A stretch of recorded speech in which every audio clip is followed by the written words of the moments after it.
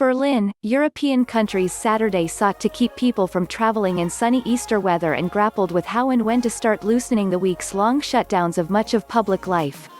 The United States death toll from the coronavirus closed in on Italy's, the highest in the world. In Asia, South Korea announced plans to strap tracking wristbands on people who defy quarantine orders. The Japanese government appealed to the public nationwide to avoid bars, clubs and restaurants, broadening a measure announced earlier for 7 urban areas, including Tokyo. In Europe, beautiful weather across much of the continent provided an extra test of people's discipline over the long Easter weekend.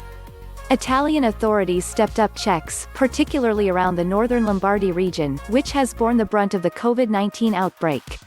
Roadblocks were set up on main thoroughfares in and out of Milan and along highway exits to discourage people from going on holiday trips. "Don't do silly things," said Domenico Arcuri, Italy's special commissioner for the virus emergency. "Don't go out, continue to behave responsibly as you have done until today, use your head and your sense of responsibility." He added, "The virus has not been defeated, but we are on the right path. We see the indicators but not the end of the tunnel. In fact, the end of the tunnel is still far away." In Spain, which recorded its smallest day-to-day increase in deaths in nearly 3 weeks, or 510, police set up thousands of roadblocks around the country. In Britain, police were urged to keep a close watch on gatherings in parks and at the seaside on what was set to be the hottest day of the year. Police seized a motorcycle from a rider making a non-essential journey in central England. The pandemic's epicenter has long since shifted to Europe and the United States, which now has by far the largest number of confirmed cases, with more than 500,000. As of Saturday morning, the U.S. death toll was just short of Italy's, which stood at about 18,850. "I understand intellectually why it's happening," said Gov. Andrew Cuomo of New York, where deaths rose Friday by 777 to more than 7,800. "It doesn't make it any easier to accept." Still, New York officials said the number of people in intensive care dropped for the first time since mid-March and hospitalizations were slowing, 290 new patients in a single day, compared with daily increases of more than 1,000 last week. Cuomo said if that trend holds, New York might not need the overflow field hospitals that officials have been scrambling to build. President Donald Trump said he will not lift U.S. restrictions until conditions are safe but announced an Opening Our Country task force and said, "I want to get it open as soon as possible." The Easter holidays coincide with mounting hope in Europe of the beginning of a slow return to normal as rates of infection slow in many cases. At the same time, politicians and public health officials are warning that they must act cautiously or else the virus may flare up all over again. Some countries are already planning small first steps out of the shutdown. Austria aims to reopen small shops on Tuesday.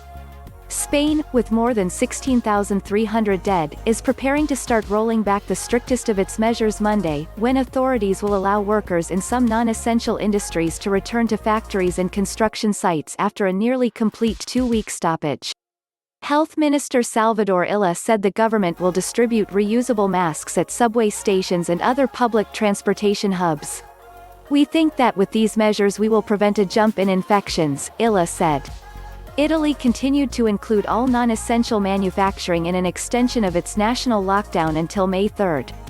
But Premier Giuseppe Conte held out hope that some industry could reopen earlier if conditions permit. Arcuri said that the exit from the lockdown will include increased virus testing, the deployment of a voluntary contact tracing app and mandatory blood tests as Italy seeks to set up a system of immunity passports. German officials are set to consider on Wednesday how to proceed after several weeks of restrictions on public life. Officials have sounded a cautious note, pointing to the risk of undoing the gains the country has made. A second shutdown would be hard to cope with, economically and socially, Winfried Kretschmann, the governor of Baden-Württemberg state, told the Daily Süddeutsche Zeitung. India extended its lockdown of the nation of 1.3 billion people by 2 more weeks. But Iran reopened government offices and businesses outside the capital after a brief nationwide lockdown to help contain the worst outbreak in the Middle East. Businesses in Tehran will be allowed to reopen next weekend. Meanwhile, in Africa, where infections are on the rise, there is fear that the poor health care system and a lack of help from developed nations facing their own crisis could lead the virus to spread unchecked. In Congo, corruption has left the population largely impoverished despite mineral wealth, and mistrust of authority is so entrenched that health workers have been killed during an Ebola outbreak that has not yet been fully defeated. Worldwide, confirmed infections rose above 1.7 million, with over 100,000 deaths, according to a tally by Johns Hopkins University. Close to 400,000 people have recovered. For most people, the coronavirus causes mild or moderate symptoms, such as fever and cough. But for others, especially older adults and people with health problems, it can cause severe symptoms like pneumonia. Britain on Saturday reported 917 more deaths, down from the peak of 980 recorded a day earlier. The country's overall death toll neared 10,000. At the same time, data suggest that the number of hospital admissions in Britain is leveling off. Prime Minister Boris Johnson, the first major world leader confirmed to have COVID-19, continued to recover at a London hospital, where he was able to take short walks between periods of rest, according to his office. In China, where the pandemic began in December, the number of new daily cases has declined dramatically, allowing the ruling Communist Party to reopen factories and stores. China also is the biggest producer of surgical masks and other medical products and has increased output following the outbreak, but there have been complaints that shoddy or substandard goods are being sold abroad. Chinese regulators said that ventilators, masks and other supplies will now be subject to quality inspections.